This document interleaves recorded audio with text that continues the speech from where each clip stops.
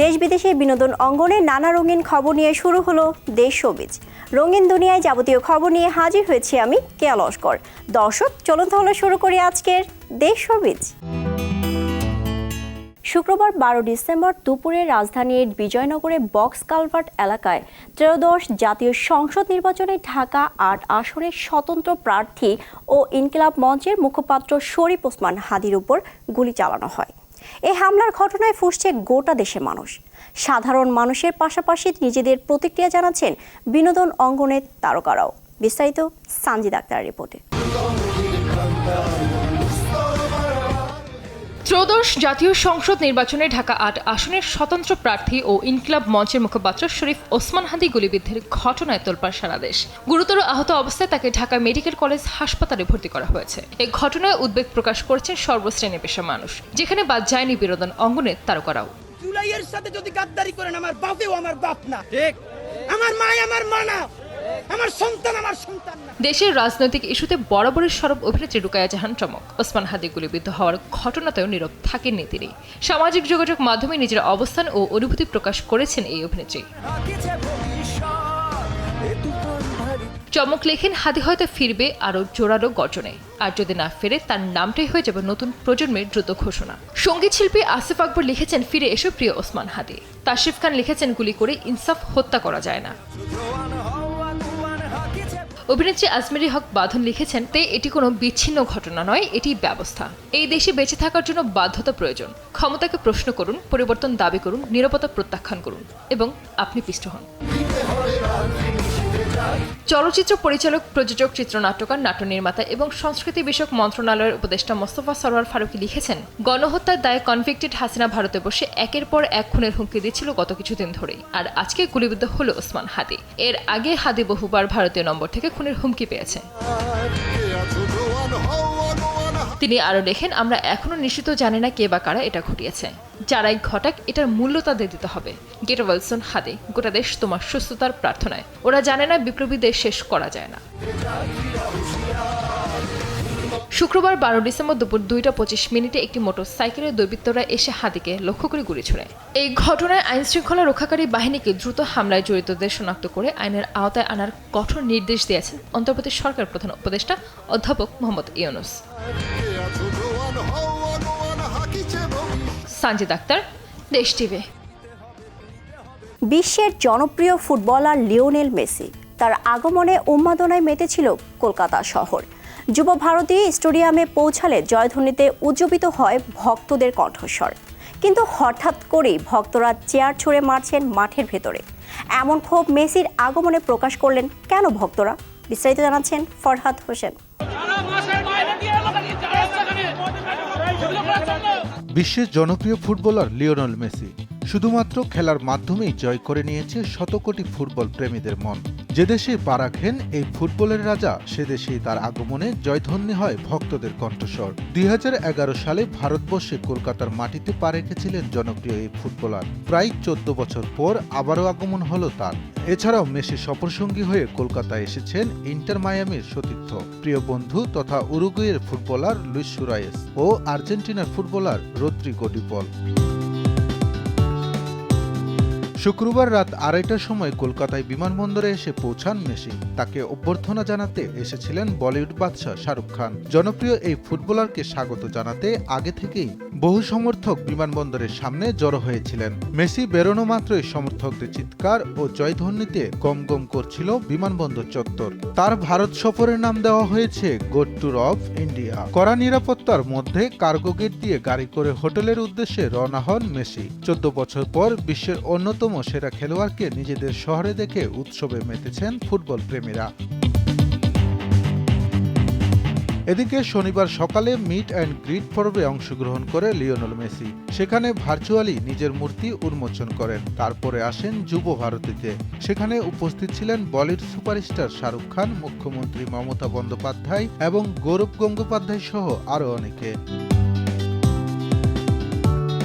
অন্যদিকে ভক্তদের উন্মাদনা জুড়ে ছিল পুরো কলকাতা শহর। স্টেডিয়ামে তিল ধারণের কোনো ঠাঁই ছিল না। মেসির আগমনে সমর্থকদের চিৎকার ও জয়ধ্বনিতে জয় জয়কার। কিন্তু হঠাৎ করে চেয়ার ছুঁড়ে মারছেন ভক্তরা। কারণ কি? মেসির আগমনে কি ভক্তরা বয়কট করলো, নাকি এর পিছনে রয়েছে অন্য কোনো রহস্য? সামাজিক যোগাযোগ মাধ্যমে একটি ভিডিওতে দেখা যায় চেয়ার ছুঁড়ে ছুঁড়ে মাঠের দিকে মারছে ভক্তরা, ভাঙচুর করছে স্টেডিয়াম। ভিডিওটিতে দেখা যায় ভক্তরা বলছে,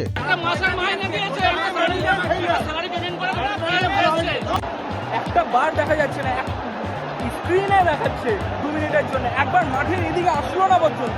প্রিয় খেলোয়াড়কে দেখতে না পেরেই নিজেদের ক্ষোভ প্রকাশ করেছেন ভক্ত অনুরাগীরা। তাদের দাবি, মেসিকে একবার হলেও মাঠের কিনারে নিয়ে আসতে পারত আয়োজকরা। ফরহাদ হোসেন, দেশ টিভি। ঢাকায় আতিফ আসলামের কনসার্ট বাতিল হওয়ায় আয়োজক প্রতিষ্ঠান মেইন স্টেজ ইনোগের বিরুদ্ধে আইনি ব্যবস্থা নেওয়া হয়েছে।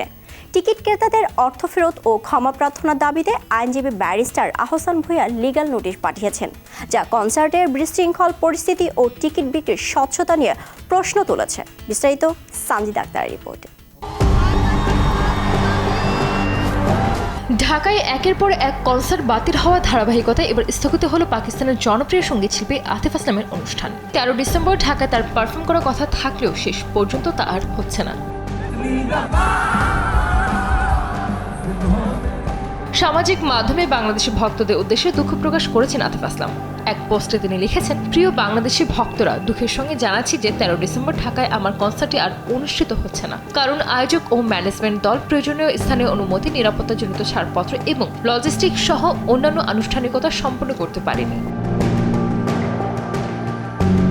এবারের আয়োজন করছিল দুটি প্রতিষ্ঠান, স্পিরিটস অব জুলাই এবং মেইন স্টেজ।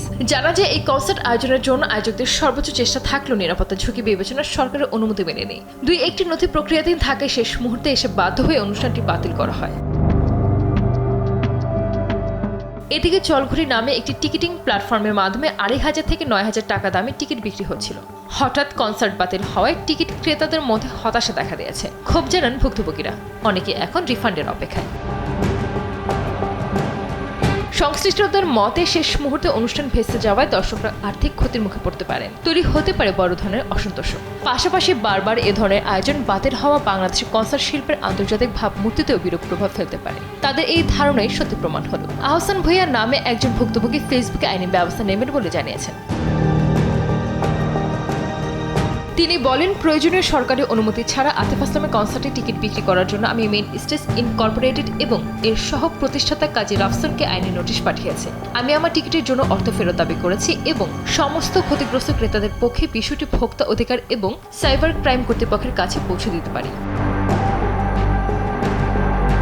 এদিকে আয়োজক মেইন স্টেজ ইনক তাদের ফেসবুকে দীর্ঘ একটি পোস্টে কনসার্টের টিকিটের টাকা ফেরতের আশ্বাস দেয়। তারা জানান, আমরা বুঝতে পারি যে অনেক টিকিটধারী নতুন তারিখের জন্য অপেক্ষা করতে পছন্দ করবে না, অতএব যারা এটি পেতে চান তাদের অর্থ ফেরত দেওয়া হবে। সানজিদ আক্তার, দেশ টিভি। মরুর বুকে সিনেমার উৎসব শেষ হচ্ছে আজ। পর্দা নামছে রেড সি ইন্টারন্যাশনাল ফিল্ম ফেস্টিভ্যালের। টানা 10 দিন দেশি বিদেশি সব তারকাদের মিলন মেলায় পরিণত হয়েছিল এই উৎসব। সৌদি আরবের জেদ্দা থেকে বিস্তারিত জানাচ্ছেন অপূর্ণ রুবেল। 4 ডিসেম্বর মরুর শহরে বসেছিল আন্তর্জাতিক সিনেমার আসর। টানা 10 দিনের জমকালো উৎসব শেষে এখন বিদায়ের সুর। বলছি সৌদি আরবের জেদ্দায় অনুষ্ঠিত রেড সি ইন্টারন্যাশনাল ফিল্ম ফেস্টিভ্যালের কথা। পঞ্চমবারের মতো আয়োজিত এই ফেস্টিভ্যালে অংশ নিয়েছিলেন হলিউড ও বলিউডের তারকারা, ছিলেন সৌদি আরবের শিল্পীরাও। 10 দিনের এই আয়োজনে যেমন দেখানো হয়েছে সিনেমা, তেমনি সিনেমা নিয়ে কথা বলেছেন তারকা এবং সিনেমা সংশ্লিষ্ট মানুষেরা। সিনেমার এই আসরে দেওয়া হয় পুরস্কারও। এবারের ফেস্টিভ্যালে সেরা চলচ্চিত্রের সর্বোচ্চ সম্মান গোল্ডেন ইউস জিতে নিয়েছে রোহিঙ্গা ভাষার প্রথম পূর্ণদৈর্ঘ্য চলচ্চিত্র লস্ট ল্যান্ড। পুরস্কার প্রদানের মঞ্চে অ্যান্থনি হপকিন্স, ইদ্রিস এলবা, ড্যারেন অ্যারোনোফস্কি এবং সৌদি নির্মাতা আহত কামেলকেও সম্মাননা জানানো হয়। এ সময় উপস্থিত ছিলেন Johnny Depp, Salman Khan, Shailene উডলির মতো তারকারা। এবার উৎসবে শন বেকারের নেতৃত্বে জুরি বোর্ডে ছিলেন Riz Ahmed, Naomie Harris, Olga Kurylenko ও লাদিন লাবাকি। এবার উৎসবে সিলভার ইউজ বা পূর্ণদৈর্ঘ্য চলচ্চিত্র পুরস্কার পেয়েছে all that's left of you.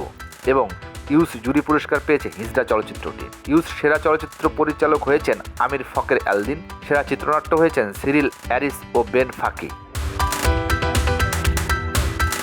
এবারের উৎসবে ইউনান চলচ্চিত্রে অভিনয় করে সেরা অভিনেতা হয়েছেন জর্জ খাব্বাজ এবং দ্য ওয়ার্ল্ড অব লাভ সিনেমার জন্য সিউ সুবিন অভিনেত্রী পুরস্কার পেয়েছেন। এছাড়া সেরা তথ্যচিত্র, সেরা স্বল্পদৈর্ঘ্য চলচ্চিত্র এবং দর্শক অ্যাওয়ার্ড সহ বেশ কিছু পুরস্কার দেওয়া হয়। বিশ্ব সিনেমার এই মহাযজ্ঞ শেষ হলো আজ। এসছিলেন যেমন দামি দামি তারকারা, তেমনি এসছিলেন সিনেমা সংশ্লিষ্ট মানুষেরা। সবার প্রত্যাশা আগামী বছর আরও জৌলুস আকারে ফিরবে এই Red Sea film festival. Saudi আরবের জেদ্দা থেকে অপূর্ণ রুবেল, দেশ টিভি। এই ছিল আমাদের আজকের দেশবিজ। আগামীকাল আবারও দেখা হবে নতুন নতুন সব খবর নিয়ে। ততক্ষণ পর্যন্ত ভালো থাকুন, সুস্থ থাকুন এবং নিরাপদে থাকুন। আর দেখতে থাকুন অবশ্যই দেশবিজ।